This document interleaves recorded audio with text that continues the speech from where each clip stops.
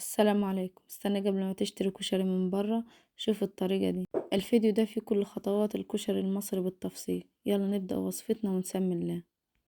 اول حاجة اجيب الحلة بتاعتي وهنزل فيها بكوباية ونص من العدس، عدس بجيب.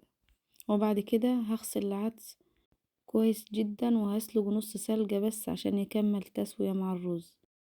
بعد ما حطيت الحلة على النار هزود عليها معلقة كمون ومعلقة ملح وهسيبه يستوي حوالي 10 دقايق. وبعد كده هنزله من على النار وهصفيه وهشيل المية بتاعته، مش هرميها كلها عشان هزود منها الرز. كده انا خلصت العدس بتاعنا، ويلا بينا نعمل البصل. معايا 5 بصلات هقطعهم شرايح زي ما انتوا شايفين كده علشان هقليهم في الزيت، وبعد كده هاخد الزيت بتاعهم وهعمل بيه الرز بتاعي والصلصة. كده انا كنت خلصت الكمية كلها. هحط الزيت، هجهز الطاسة بتاعتي واحط الزيت فيه.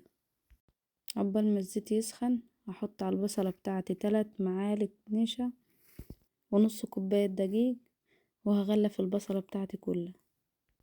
هنا حسيت ان هي عايزة دقيق تاني فانا حطيت نص كوباية تاني، بس عشان انا عاملة كمية بصل كتير.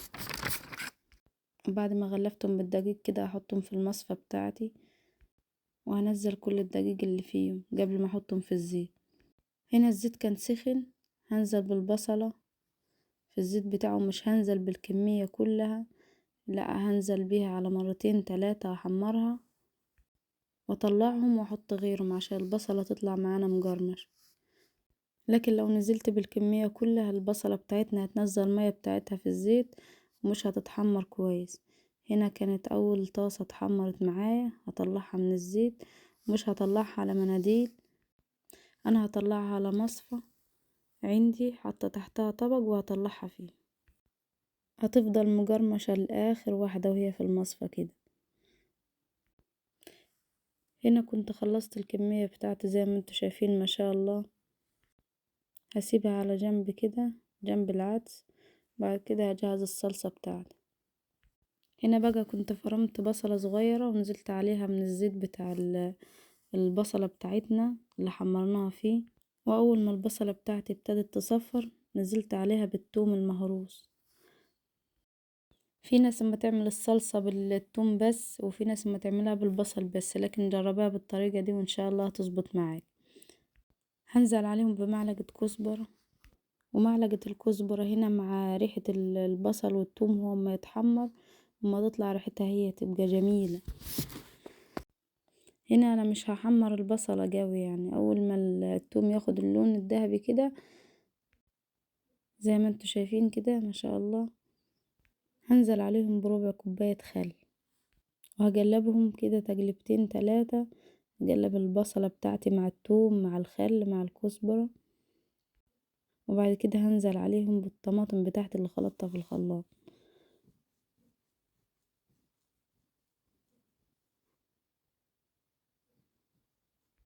هنا انا خلطت الطماطم بس ما صفيتهاش.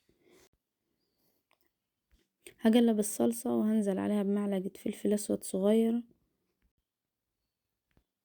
ومعلقة كمون ومعلقة بابريكا، وهقلبهم واحط مكعب مرقة، وهزود عليهم نص معلقة ملح ونص معلقة سكر، وهقلبها واسيبها تتسبك على نار هادي. هعمل الدقة بتاعتي، هنزل بكوباية مية وهسيبها تغلي. وهنا انا كنت مجهز المية اسلق المكرونة ونزلت فيها بمعلقة ملح. هرجع للدقة بتاعتي تاني، حطيت فيها معلقة توم مهروس في الهون وحط عليه قرن فلفل. هزود عليها نص معلقة ملح ونص معلقة كمون ونص معلقة فلفل اسود، وهقلبها وهنزل عليها بنص كوباية خل. قبل ما اطفي عليها كده انزل بنص كوباية الخل. وهنا المية بتاعتي كانت غلت بتاعة المكرونة، نزلت بالمكرونة فيها. لازم المية تكون ما تغلي عشان ما نحطش المكرونة وتعجن. انا هنا حطيت نص كيلو مكرونة من الصغيرة وكيس اسباجيتي. هنا زودت على الدقة بتاعتي معلقة ليمون او عصير ليمونتين كده كبار. وكده نكون خلصنا الدقة بتاعتنا، هنركنها على جنب. علشان نبتدي نعمل الرز. والتقلية بتاعتي كانت اتسبكت ما شاء الله زي ما انتوا شايفين كده، اركنها على جنب برضو. هنزل بنص كوباية زيت من بتاع البصلة برضو بتاعتي اللي حمرت في البصلة. هحط كوباية شعرية، هزود عليها نص معلقة ملح عشان تتحمر كلها زي بعضها. هنا كانت اتحمرت خلاص اهو. هنزل بالرز، معايا كيلو رز. انا هنا اما اشرح الطريقة اوريك الطريقة ازاي، وان شاء الله تعملوها وتجربوها وتعجبكم. لكن المقادير على حسب افراد الاسرة عندك، انت تقدر تغير فيها براحتك، تزود الكمية تقلل الكمية على قد اسرتك. هنزل بالعدس على الرز بتاع اللي قلبته والشعرية لما تحمروا. العدس هنا مسلوق نص سلقة. هقلب العدس مع الرز والشعرية. هنا سر ان الرز يطلع مفلفل، ما نقلبش فيه كتير، ولازم نزوده بمية تكون مغلية. هنا كنت صفيت المكرونة بتاعتي ونزلت برضو بشوية زيت من بتاع البصل عليها.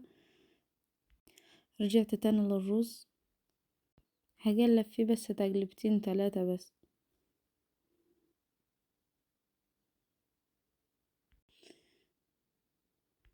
هنا المية كانت غلت، هزود بيها الرز والعدس. اهم حاجة تكون المية اما تغلي زي كده. هنا الحلة عندي على النار، هزود شوية من المية بتاع سلق العدس على الرز. جربوها ما تدي طعم جميل. هقلبه، وهنا انا معلية النار اول 5 دقايق. النار تكون عالية عشان الرز يغلي كده. هزود على نص معلقة كمون ونص معلقة كزبرة ونص معلقة فلفل اسود ونص معلقة ملح. هقلب الرز تاني وهظبط الملح، اشوفه لو عايز شوية ملح ازودله. وبعد كده هغطي الحلة بتاعتي واسيبه يستوي على نار هادي. هنا انا زودت مكعب مرق الدجاج. هنعمل مع بعض صوص الشطة الحار ده. هنزل بشوية زيت واحط معلقة شطة بس، وهزود معلقة بابريكا. اللي حابب يحط معلقتين شطة ومعلقة بابريكا يحط، اللي ما يحب الحاجة حارة يعني يحط معلقتين. هقلبهم دقيقة بس واحدة كده، وأول ما لونها يبتدي يغير هنزل عليها بشوية من الصلصة اللي أنا لسه عاملاها معاه. بعد كده هنزل عليها بنص كوباية مية وشوية خل وشوية ملح، وكده تكون استوت. الرز بتاعي يكون استوى ما شاء الله زي ما انتوا شايفين اهو. الرز طالع مفلفل ومش معجن ولا اي حاجة، الله اكبر. والعدس كان استوى. هنا انا هشوف استوى ولا لا. ما شاء الله ما شاء الله. كده اكون خلصت العدس معاكم كله هنا. وهغرف معاكم العدس. اول حاجة هغرف الرز. ما شاء الله. جربوا الطريقة، لو عجبتكم ما تنسوش اللايك والاشتراك عشان يوصلكم كل جديد. وعرفوني ان كنتم ما تحبوا الكشري حار ولا من غير شطة ولا عادي. مستنية رأيكم في التعليقات. بعد ما حطيت الرز هنزل عليه بالمكرونة بتاعتي. ما شاء الله بصوا شايفين الحاجة جميلة. وبعد كده هنزل بالصلصة. هنا كان معايا حمص نقعته من الصبح وسلقته بس ما عملتش فيه حاجة. هضيفه معاكم. كده اكون خلصت الطبق معاكم. يا رب يعجبكم، ويا رب الطريقة تكون سهلة عليكم، ويا رب أكون أفدتكم لو بمعلومة صغيرة. أكون عند حسن ظنكم. جربوه قبل رمضان وقولوا رأيكم في التعليقات. كل سنة وانتم طيبين.